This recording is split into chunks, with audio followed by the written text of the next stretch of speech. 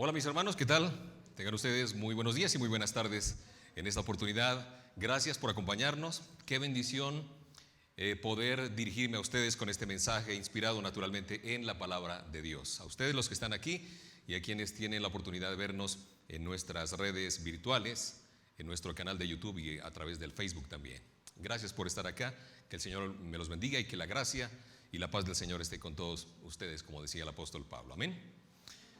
Bueno, seguramente ustedes han oído hablar de la Torre de Pisa, porque es un atractivo turístico que está ubicado justamente en Italia.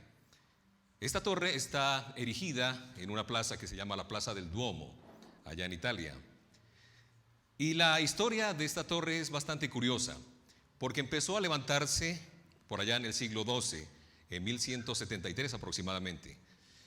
Y los ingenieros de la época empezaron a construir la Torre de Pisa como un lugar donde al final estaba un campanario. Pasaron 5 años y se habían levantado ya los primeros 3 pisos de la torre. Y resulta que los ingenieros empezaron a darse cuenta de que algo ocurría, que no estaba yendo de acuerdo a los planos que se habían trazado, porque la torre empezó a inclinarse hacia la parte norte de la ciudad. Y cuando se dieron cuenta de esto, dijeron: ¿qué pasa? ¿Por qué se está inclinando? Ya no pudieron construir el piso número 4 de esta torre, sino que tuvieron que suspender la edificación. Y trataron por todos los medios de enderezar esta torre torcida, chueca. Empezaron a construir del otro lado para tratar de inclinarla y, oh sorpresa, la torre se inclinó hacia el lado sur. O sea, primero estaba al norte, después al lado sur. No había forma. Entonces lo único que hicieron fue parar la construcción porque no había manera de continuarla. Pasaron muchos años, yo diría siglos, esa torre quedó ahí. Y los expertos ya hicieron los estudios pertinentes y se dieron cuenta que había 2 motivos por los cuales esta famosa torre estaba torcida, chueca. El número 1 era que había sido construida en un terreno fangoso, en un terreno de arena, de arcilla, arenas movedizas, dicho más sencillamente. Ahí se había levantado esta torre y por eso se empezó a inclinar. Pero no solo eso, el segundo motivo es que los cimientos de la Torre de Pisa habían sido muy cortos, muy pequeños, 3 metros, se pueden imaginar, 3 metros para una torre de 15 metros de altura y 15,000 toneladas de peso. Casi nada, ¿no? 15,000 toneladas, ¿se imaginan ustedes? Porque era hecha de puro mármol.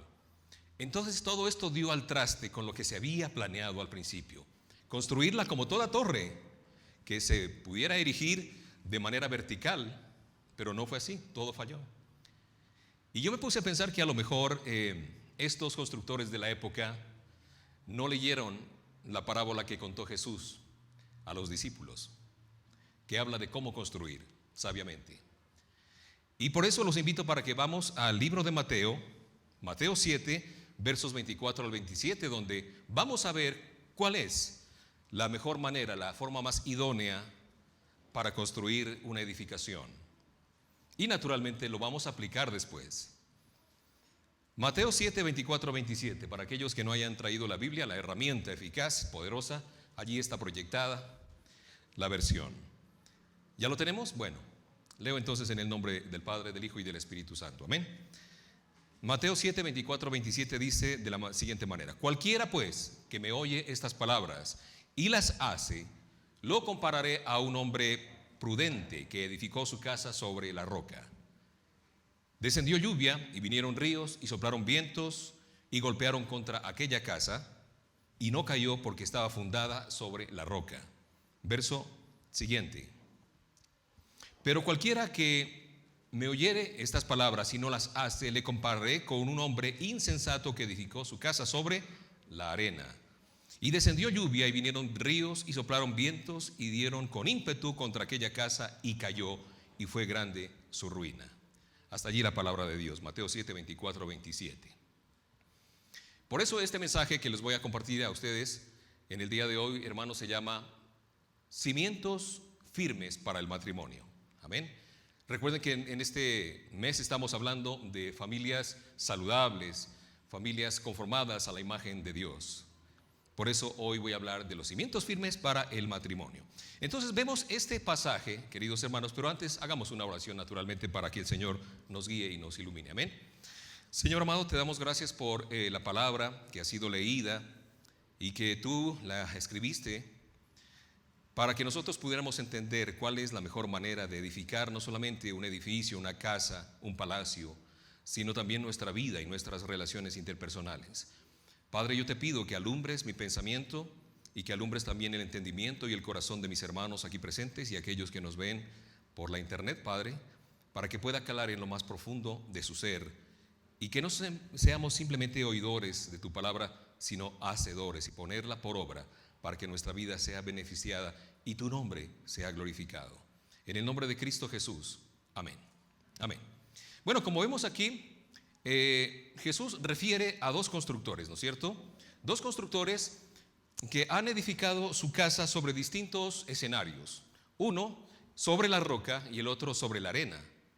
Pero también nos refiere los resultados de haber construido en estos diferentes planos. Seguramente yo me imagino que ellos tendrían diferentes planos, diferentes materiales, diferente terreno, como es obvio. Pero vinieron, dice la palabra, las tormentas, los ríos, las lluvias, todo este cúmulo de situaciones, pero los resultados fueron diametralmente diferentes. Una de las edificaciones permaneció, digamos, incólume, no se movió. La otra se derrumbó. Eso es fácil de entenderlo, ¿no? Este pasaje lo podemos aplicar perfectamente a los matrimonios, a las familias. ¿Por qué no? Porque es también una edificación que uno hace conforme pasan los años. Y yo en esta oportunidad me voy a referir a un aspecto más bien preventivo del matrimonio. Porque ya hace 8 días Pablito Andrés nos dio su prédica, nos refirió a su prédica de lo que ocurre cuando probablemente no se edifica de la mejor manera y deriva en el divorcio, ¿no? En la separación. Y yo le agradezco por esta prédica porque fue muy aleccionadora para cada uno de ustedes. Él lo hizo de una forma para curativa o para hacer sanado el espíritu y el corazón de la persona que ha atravesado por un divorcio o una separación. Él lo hizo de manera curativa, yo lo hago de manera preventiva en esta oportunidad. Amén. De modo que cimientos firmes para el matrimonio. Antes solía haber un instrumento que era la plomada. Probablemente los más antiguitos recordemos la plomada, que era un artefacto que se utilizaba para ver que las paredes pudieran estar erigidas de la manera correcta, que no estuvieran chuecas o que eventualmente pudieran venirse al piso. Esa era la plomada y se utilizó por muchos cientos de años y siglos, diría yo, porque fue inventada por los egipcios. No sé si ahora todavía se utilice la plomada, a lo mejor sí, desconozco realmente, pero ese era el instrumento. ¿Cuál va a ser nuestro instrumento para ser edificadores de cimientos firmes para nuestro matrimonio? Una palabrita que a lo mejor sale en los crucigramas y es la palabra intencionalidad o ser intencionales. Para erigir cimientos firmes para el matrimonio, no basta solamente con el querer, ¿sí? Con la buena fe, con la disposición, que nuestro espíritu haya sido redarguido, sino hay que hacerlo, hay que ponerlo por obra. Por eso, hermanos amados, debemos ser intencionales. ¿Qué es una persona intencional? La que está consciente de que tiene que hacer cambios, si es preciso, para cambiar aquello que no está funcionando, que está saliendo chueco. Es decir, obedecer de todo corazón. Eso es ser intencional. No solamente querer, sino hacerlo, ponerlo por obra. Por eso lo que acabamos de leer dice, el que oye estas palabras, ¿sí? Y el que acciona. Por eso hay que ser intencionales. Y para ello me voy a referir a 5 cosas, en la medida que el tiempo nos lo permita. Primero, ser intencional en cumplir tus promesas o mis promesas. Segundo, ser intencional en aprender de la escuela del amor de Dios.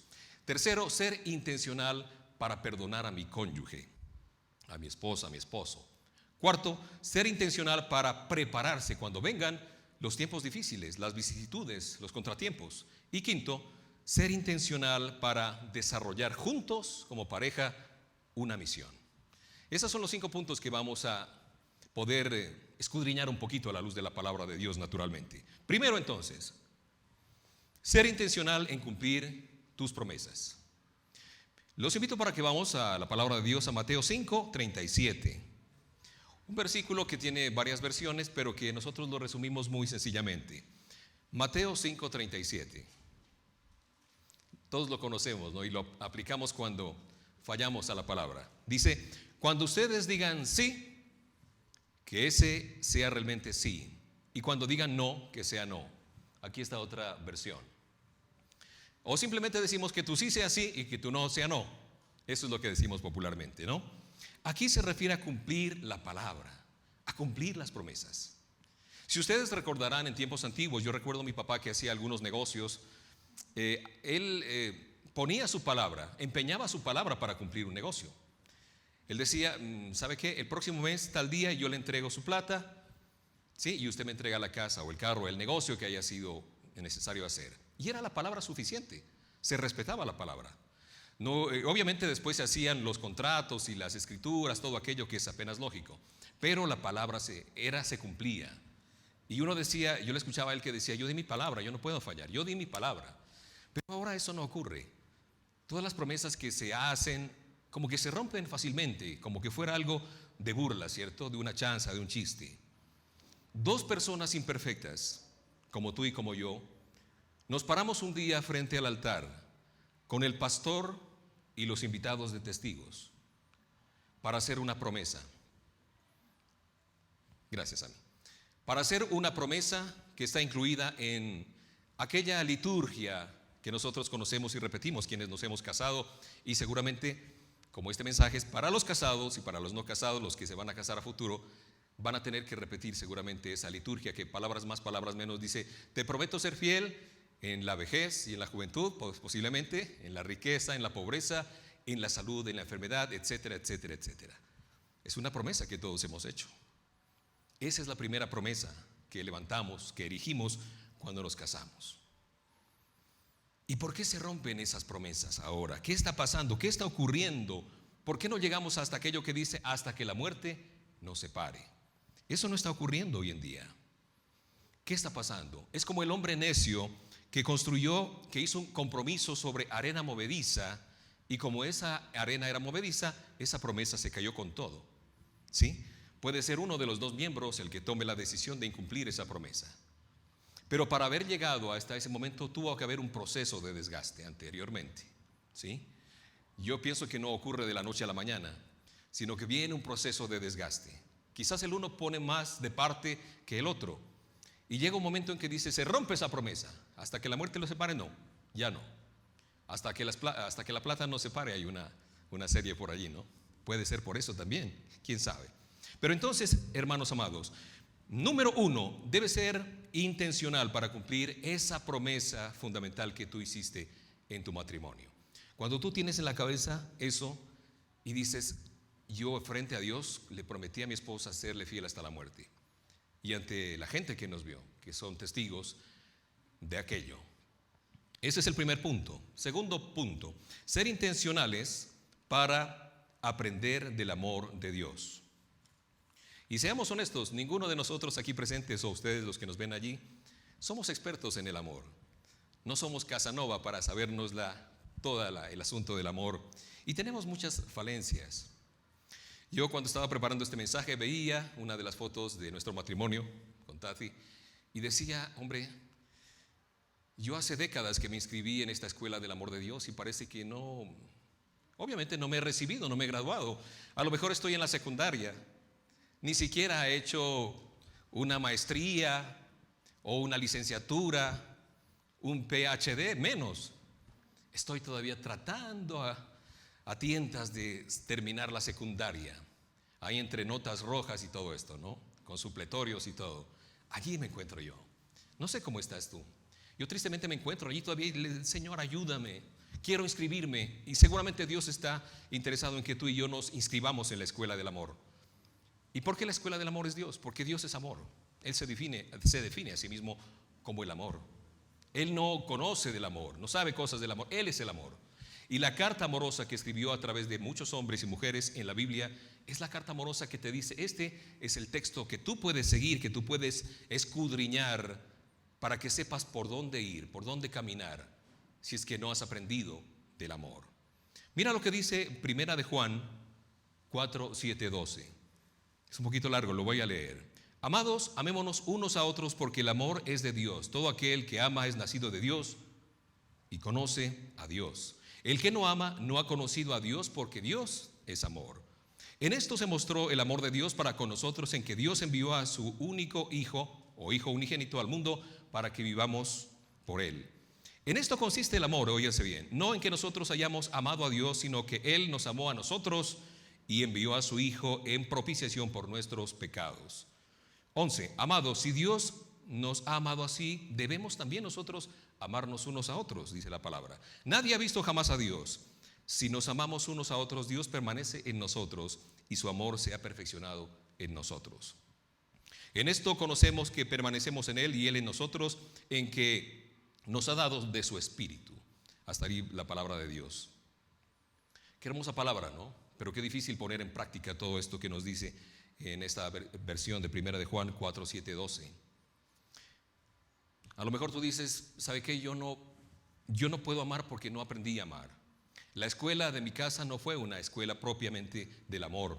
Yo tuve un padre alejado que no estaba en casa, una madre apática o quizás maltrato. Yo no conocí del amor. No puedo entonces dar lo que yo no recibí cuando era niño. Y nos excusamos en esa atadura, pudiera yo decir así, y nunca salimos de aquello. Pero el Señor nos dice aquí que si conocemos de Él, vamos a saber cómo amar. Y si tú eres de los que dicen, no, esa cuestión de las flores y los arrumacos y los besos, y para mí eso, no, yo soy muy serio. Pero a mí, mi mujer sabe que yo la amo. Eso sí, ¿para qué? ¿No han escuchado de eso? ¿Será de enviar flores? Bueno, cosas así, ¿no? Entonces, yo te ofrezco rápidamente 3 R's. Porque cuando fuimos a la escuela aprendimos a leer, a escribir y las matemáticas. Pues aquí 3 R's. ¿Cuál es la primera R? Recibir el amor de Dios. Si tú has tenido un padre que no te dio amor, una madre que fue también olvidadiza de eso tan importante que es el amor, pues el Señor te dice, yo te amo. Lo primero que debemos hacer entonces es recibir el amor de Dios. Porque aquí lo dice, miren, en esto se mostró el amor de Dios para con nosotros, en que Dios envió a su Hijo unigénito al mundo para que vivamos por Él. Y el 10 dice así, en esto consiste el amor, no en que nosotros hayamos amado a Dios, sino que Él nos amó primero. A lo mejor tú no has nacido de nuevo. No sé si de los que están aquí alguno no conoce a Jesús de Nazaret todavía como su Señor y Salvador, y al final vamos a hacer una oración. Porque, hermanos, todo aquel que es nacido de nuevo puede amar. Todo aquel que ama es nacido de Dios, dicho en otras palabras. Amén. Si tú has nacido de nuevo, debes poder amar. Debes recibir el amor de Dios. Para mí ha sido difícil. Yo no tuve un padre, digamos, que haya sido mala gente o que haya sido castigador y todo, pero sí era un padre un poco ausente. Mi papá por su trabajo siempre permanecía por fuera, mi mamá ocupada con sus 5 hijos allí tratando de salir. Entonces ella siempre estaba un poco ocupada, pero naturalmente que recibimos el amor en la medida de lo normal, ¿no? Pero hay personas que dicen, yo no puedo amar, pero aquí nos dice, recibe primero el amor de Dios. Haber nacido de nuevo es el requisito para poder amar a otras personas, ¿sí? Y yo te hago ese desafío al final si es que no has conocido de Dios. Si conoces del Señor, vas a ver la gran diferencia. La segunda R es, renueva tu mente. De pronto nosotros hemos aprendido formas erróneas de amar, ¿sí? Hemos ido a la fuente no fidedigna, no a la fuente precisa, no a la fuente real o genuina para aprender a amar, sino que hemos aprendido a amar producto de nuestras experiencias, a veces dolorosas, con muchas novias, con muchos novios o enamorados. O quizás hemos aprendido de los modelos que nos presenta Hollywood en las películas, ¿no es cierto? Ese amor sensual o sexual, ese amor egoísta, desenfrenado, nada que ver. Entonces, para eso, queridos hermanos, debemos ir a la fuente del amor. Y esa fuente es la palabra de Dios. Y renovar nuestra mente. Por eso Romanos 12:2 dice, y nos lo sabemos de memoria, no os conforméis a este siglo, sino transformaos por la renovación de vuestro entendimiento para que comprobéis cuál sea la buena voluntad de Dios, agradable y perfecta. No vayamos a lugares equivocados a aprender a amar, hermanos amados. Vayamos a la Biblia, a la palabra de Dios. Esa es la mejor fuente para saber cómo amar. Y les cuento una cosa, el FBI, que es la agencia de inteligencia de los Estados Unidos, les enseña a sus agentes a descubrir los billetes falsos, no yendo a los billetes chiviados, digamos así, o los billetes falsos. No los ponen ahí a estar viendo qué tiene el billete falso, no. Los billetes de 100 y de 50, que son los que más se falsifican. Sino que van al original, al billete de $100 y de 50, esos verdecitos que quisiéramos tener ahí en el bolsillo, muchísimos de esos. Allí los van mirando y ya saben cuáles son los detalles del genuino. Entonces, cuando viene un billete falso, es fácilmente identificable por los miembros del FBI. Entonces, eso es lo que yo pretendo hacer con esta comparación, que nosotros vayamos a la palabra de Dios donde está el amor genuino, para poder comparar si lo que yo estoy dando o lo que yo estoy recibiendo es amor. Puedo yo estar como un poco ilusionado con la imagen o la forma de ser de la preciosa mujer, de la dama, o del gentil hombre que es el caballero, y ahí estoy como de alguna manera confundiendo lo que es el amor. Por eso renueva tu mente, dice la palabra de Dios. El modelo de amor real está aquí en la palabra de Dios. Amén. La tercera R, y por el tiempo, es reproducir el fruto del Espíritu Santo, que es el amor. Recordemos que no estamos solos, hermanos amados. Cuando Jesús de Nazaret se fue de este planeta, cuando ya se despedía de sus discípulos, ¿qué les dijo? Yo me voy y les conviene que yo me vaya, porque ustedes recibirán al Consolador, aquel que los conducirá a toda verdad, que es el Espíritu Santo de Dios. Entonces, si tú has recibido a Cristo en tu corazón, tienes el poder del Espíritu Santo obrando en ti. Lo importante es que lo dejes trabajar, que tú mengues para que Él vaya subiendo, para que vaya tomando el control de todos los aspectos de tu vida. No de otra manera podrás amar de la manera que Dios quiere que tú ames. Entonces podrás reproducir ese fruto del Espíritu Santo. Y Gálatas 5:22, hermanos, nos habla precisamente de ese fruto, que es como un racimo. Yo siempre digo un racimo de uvas que van todas unidas, ¿no? Así las fruticas ahí, las uvas. Gálatas 5:22 dice: mas el fruto del Espíritu es amor, gozo, paz, paciencia, benignidad, bondad, fe, etcétera, etcétera. Allí menciona el apóstol Pablo, ¿cuál primero? El amor, que es como el primogénito de los frutos, ¿no? La primacía del amor. Eso es lo que menciona esta porción de la Escritura del apóstol Pablo. No tengas temor, no tengas vergüenza en invocar y pedirle al Espíritu Santo de Dios que te ayude, que te acompañe, que limpie tu mente para poder amar de la manera en que tu esposa, tus hijos esperan que los ames. Y el primer fruto es amor, y tú puedes reproducir. Ya lo decía el pastor Marquito hace un instante cuando estábamos hablando de los diezmos y de las ofrendas. Ese grano que tú recibes, no te lo guardes ni te lo comas. Ayúdalo a que crezca, siémbralo. Esa es la manera de sembrar el amor. 3 R's. Entonces, si tú dices, no, yo no puedo amar, recibir el amor de Dios, renovar tu mente y reproducir ese fruto hacia los demás. Amén. Apenas estamos en el punto número 3 y voy rápidamente a él. Recuerda que el segundo aspecto intencional es ser un buen estudiante del amor de Dios. El tercer punto intencional para hacer cimientos firmes es perdonar a tu cónyuge. Perdonar. Aquí me encanta una frase que acuñó la esposa de pastor Billy Graham, o Billy Graham, como lo conocíamos en América Latina, ¿no? El gran predicador de todos los tiempos. Ella se llamaba Ruth Bell. Ruth decía: el matrimonio es la unión de dos perdonadores. El matrimonio es la unión de dos perdonadores. Lindo, ¿no? O sea, es un aoristo. ¿Qué quiere decir aoristo? Que todo el tiempo estamos perdonando, todo el tiempo, ¿sí? No solamente cuando estoy de buen genio o cuando me conviene, perdono. Es necesario el perdón. ¿Qué es el perdón?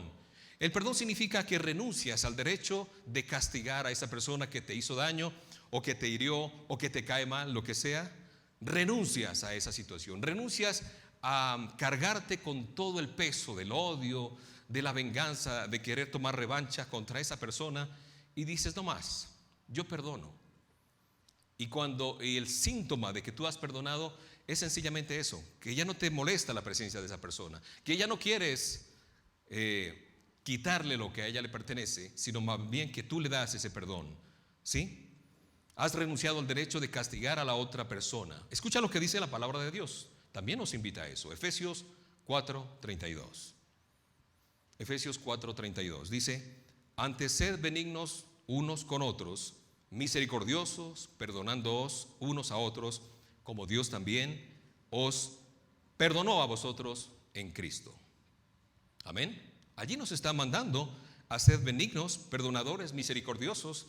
Y en el matrimonio, como en otro lugar, es donde el perdón se ejerce y se necesita, hermanos. Allí en el matrimonio, al interior de nuestra intimidad, de nuestras casas, estamos desnudos frente a las circunstancias que manejamos cada uno de nosotros. Allí no tenemos máscaras. Allí no podemos tapar con una sonrisa. Somos tal cual. Y allí nos conocemos quiénes somos. Y allí viene el perdón. De modo que perdonar a tu cónyuge es otro cimiento que puedes construir para que tu matrimonio no se vaya chuequeando con los primeros pisos. Amén. Entonces miren, y no solamente dentro de la pareja. Hay un proverbio africano que dice: cuando dos elefantes pelean, el que sufre es el pasto. Y el pasto aquí en este caso, ¿quiénes son sino los hijos? Ellos son los que reciben ese pisotear. Y ellos son como pequeños radares, óigase bien, que están mirando cómo papá y mamá resuelven sus conflictos. Ellos están mirando. Y entonces yo digo: ¿por qué mi hijo es así? ¿Por qué es grosero? Porque el papá lo es así. ¿Por qué la niña responde de esa manera? Porque mamá le ha enseñado que así se resuelven los conflictos. Ellos están aprendiendo. Entonces, como estamos hablando de ser intencionales, yo les recomiendo un ejercicio bien práctico. Si son pareja, hagan una lista de todas aquellas circunstancias que les molesta, que les trae enojo, que les saca de quicio, que les saca la piedra, como decimos. Mi esposa y yo hemos hecho, o hemos identificado por lo menos, no voy a decir que hemos hecho así, pero hemos identificado algunos puntos que nos ponen en conflicto. Y no voy a decir quién es quién, para no evidenciar. La impuntualidad produce problemas, ¿sí? La impuntualidad. El desorden trae inconvenientes. Las falsas expectativas que tenemos uno del otro nos trae conflictos. Y la fatiga, el estrés, hermanos, eso es tenaz. En estos días de la pandemia y todo, a mí me cuesta trabajo ponerme la mascarilla, porque tengo tendencia a la rinitis y me da dolor de cabeza, me pone de mal genio y a lo mejor no llego bien a casa algunos días. Entonces ese es el momento en el que uno no puede ponerse a resolver problemas. Hay que esperar un tiempo, pero vamos identificando cuáles son esas cosas. Y yo digo, bueno, mi esposa es así o mi esposo es así, voy a tratar de entenderlo, ponerme en sus zapatos, ¿sí? Vamos identificando de una manera muy sabia, pero no resolver los momentos en momentos difíciles, porque a propósito de proverbios hay otro que dice que no es buena idea matar una mosca en la cabeza de un tigre. Si la esposa está bien enojada como una fiera, olvídese. ¿Tiene genio de pantera? Olvídese. Hay que buscar el momento apropiado para resolver esos asuntos. Y naturalmente viene el perdón. El perdón que ejercemos. No es fácil, pero vamos a perdonar. Vamos a pedir al Señor que nos ayude en este proceso. Amén. Recuerda que el perdón tiene que ver con ser lleno del Espíritu Santo. Si tú eres una persona llena del Espíritu Santo, el perdón va a aflorar como fruto, ¿sí? Esa bondad, esa amabilidad, esa templanza, todo aquello que nos recomienda el apóstol, que es fruto del accionar del Espíritu Santo en nuestra vida. Vamos con el cuarto: ser intencionales en prepararnos para los tiempos difíciles. Si algo es seguro, hermanos amados que me escuchan y me ven, es que vamos a tener dificultades cuando nos casamos, en el matrimonio. Vamos a tener problemas, tormentas, vientos huracanados y todo este tipo de cosas. Hay que estar preparados para cuando venga aquello. ¿Ustedes recuerdan cuando hubo ese enjambre de movimientos telúricos aquí en Quito hace algunos años? Entonces nos recomendaron las autoridades tener una mochilita en la casa con atunes, con la linterna de pilas, con el transistor, con agüita, 2 litros para cada persona, si mal no recuerdo. Nosotros hicimos en casa una de esas mochilas y la teníamos ahí al pie de la puerta. Pero pasó el tiempo, pasaron los movimientos, nos relajamos. Entonces empezamos a sacar el atún, los fideos, todo lo que había ahí, ¿no? El rapidito, y se acabó la mochila. Nunca más volvimos a hacer hasta ahora. Pero esto no puede ser así. Tenemos que tener la mochila de emergencia para momentos críticos. Y eso es lo que hemos olvidado nosotros, ser proactivos en prepararnos para cuando vengan las tormentas en el matrimonio. Yo les cuento que cuando vivía en Colombia y trabajaba allá, nos recomendaban las autoridades que hablemos del secuestro. Nos decían, ustedes en la casa tienen que hablar del secuestro. Posiblemente uno de los miembros de su familia puede ser secuestrados por la guerrilla o por la delincuencia común. Hablen de eso. Y nosotros decíamos, pero uno vaciado, que está uno sin plata, ¿qué me van a...? Decía uno así, ¿no? Eso es para los que tienen plata. Pero ¿qué va? No. Pueden ser otras las circunstancias. Y nunca se hablaba porque le sacábamos el cuerpo a eso. Nadie quiere hablar de esas cosas difíciles. Pero sería muy sabio prepararnos para cuando vengan las tormentas. Vendrán pruebas que pondrán a prueba justamente en dónde está edificada nuestra fe y nuestro matrimonio. Si edificamos nuestro matrimonio en arenas movedizas, cuando venga la tormenta, ¿qué va a pasar? Se va a caer, se va a derrumbar. Si está en la roca firme que es Cristo, se mantendrá seguramente, amén.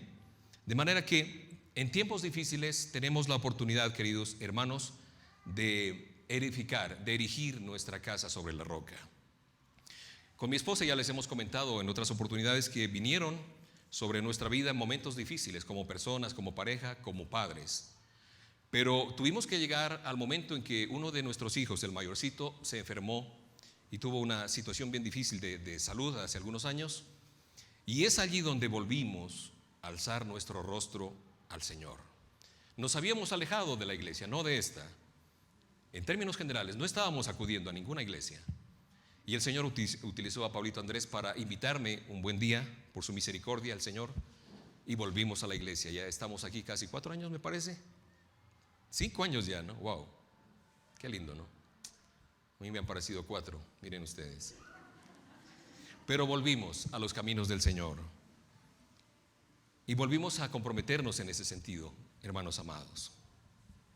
Por eso les repito lo que dice aquí. Por tanto, todo el que me oye estas palabras y las pone en práctica, como un hombre prudente que construyó su casa sobre la roca. Hagamos un compromiso con Cristo Jesús para edificar nuestra casa sobre la roca. Cuando vengan las tormentas, finalmente no va a pasar mayor cosa, porque estaremos fundamentados en la roca que es Cristo. Cristo en nosotros nos garantiza que nuestro matrimonio no se tambalee y se venga al suelo. Amén. Y finalmente, ser intencionales para desarrollar una misión en común. Yo te pregunto, tú como persona casada, como miembro de una pareja, de un matrimonio, ¿sabes cuál es tu misión? ¿Sabes cuál es tu llamado junto a tu pareja? A lo mejor no. Dicen, no entiendo qué será eso. Bueno, es momento de afianzar nuestro llamamiento y nuestra elección. El llamamiento, ¿por qué? Porque el matrimonio, a mi modo de ver, es un llamamiento. Yo diría que es un ministerio. Probablemente no todos están llamados para el matrimonio, pero también afianzamiento. Si yo he sido llamado y me he comprometido, tengo que afianzarme allí. ¿Y qué es lo que dice tercera de Juan 4? No tengo yo mayor gozo que este, oír que mis hijos andan en la verdad. Queridos hermanos, no edifiquemos sobre otra cosa que no sea la roca de Cristo Jesús nuestro matrimonio. Porque muchos han edificado su matrimonio sobre los hijos. ¿Se han oído ustedes que dicen, yo estoy casado por mis hijos? Yo por mis hijos estoy aguantándome. Muchas veces es muy recurrente eso, oír eso, es muy triste. ¿Qué pasa cuando los hijos se van? Y tendrán que irse. Si el matrimonio no ha sido un lugar donde ellos se sienten confortables y amados, seguramente se van a ir lo más rápido posible, salir corriendo con el primero que se atraviese. Y entonces nos vamos a quedar solos, lamiéndonos las heridas, perdónenme la expresión. Pero allí vendrá lo que dice la palabra de Dios. Si hemos construido sabiamente, no tengo yo mayor gozo que este, el oír que mis hijos andan en la verdad. No construya sobre sus hijos o sobre otra roca. Yo construyo mi hogar porque yo amo a mi mujer, a mi esposa. Y el día, como dice la canción, que ellos se vayan, el camino de la vida, cuando ellos se vayan de la casa, volveremos a ser novios y enamorados. Y será otra forma de empezar de nuevo. Queridos hermanos, edificar sobre la roca que es Cristo requiere cuidado, esfuerzo y fatiga. Y recuerden esa parábola que aprendimos, fábula que aprendimos cuando éramos niños. La parábola de los burros. De dos burritos que estaban en un potrero muy bonito. Y había aquí un pasto fresco y verde. Y el burrito que estaba a la derecha echaba para allá. Estaban atados por una soga. Y el otro miró hacia la izquierda y también vio algo bonito y verde para comer. Y todos jalaban y jalaban y jalaban y no llegaban a ninguna parte hasta que se cansaron. Y se sentaron uno al lado del otro. Y siendo burros, reflexionan y dicen: ay, hombre, la cosa es fácil. Vayamos primero para acá y luego para acá. Y así comieron sabroso, ¿no? Entendieron cómo era caminar en un mismo sentido. No, el uno para allá y el otro para acá. Obviamente que habrá situaciones donde quiero yo imponer mis ideas. Las ideas son respetables y bienvenidas. Es saludable que esposo y esposa participen de las decisiones, que los hijos se involucren, porque no en las decisiones, aún en las más sencillas de dónde ir a comer los fines de semana o salir a pasear. Son decisiones que se toman en familia y ahí vamos afianzando nuestro llamamiento y nuestra elección. Hermanos amados, hace 8 días Pablito Andrés me conmovió con su prédica hablando sobre el tema del divorcio y nos puso estadísticas escalofriantes de cómo los matrimonios vienen destruyéndose aún en el ámbito cristiano. Dios es un Dios de oportunidades. No quiere decir que la persona que se haya separado, se haya divorciado o se haya divorciada está aniquilada o está fuera. Absolutamente no. Dios es un Dios de oportunidades y Él puede permitir reconstruir aquello que nació chueco o volver a construir de una forma más sabia. Eso depende del Señor.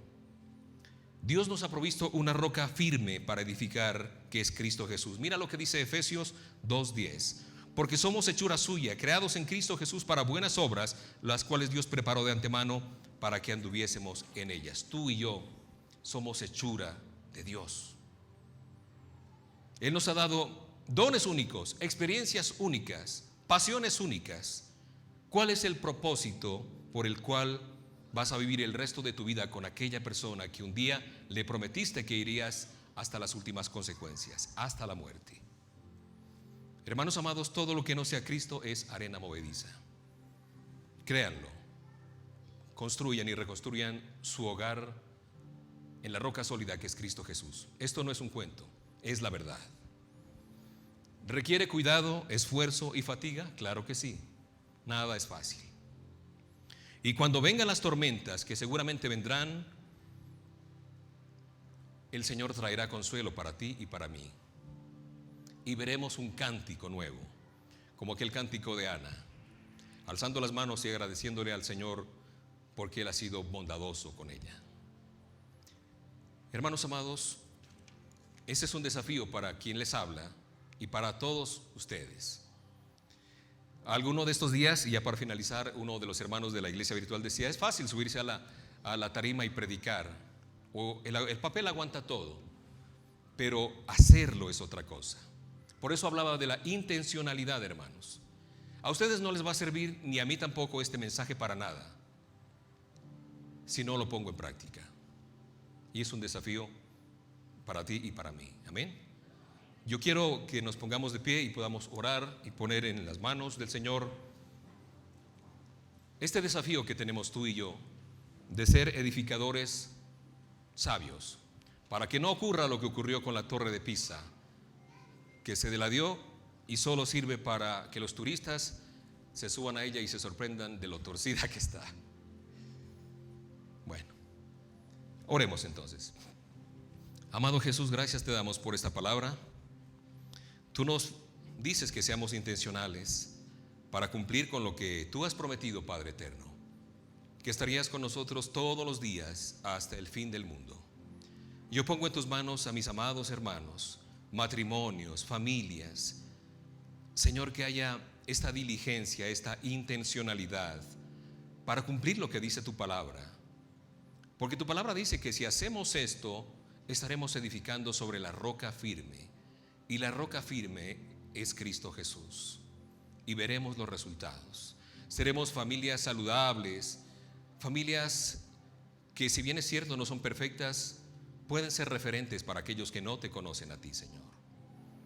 Yo bendigo a los padres como cabeza de hogar, a las mamás, a las esposas, ayuda idónea, y a los hijos, para que haya entendimiento, para que haya coinonía, para que vivan en un solo espíritu, y apartes en el nombre de Cristo Jesús todo espíritu que se levante en contra del matrimonio y en contra de las parejas. Y te pido un óleo especial, un aceite especial de tu unción para aquellos que por alguna circunstancia hoy no tienen a su pareja al lado de ellos.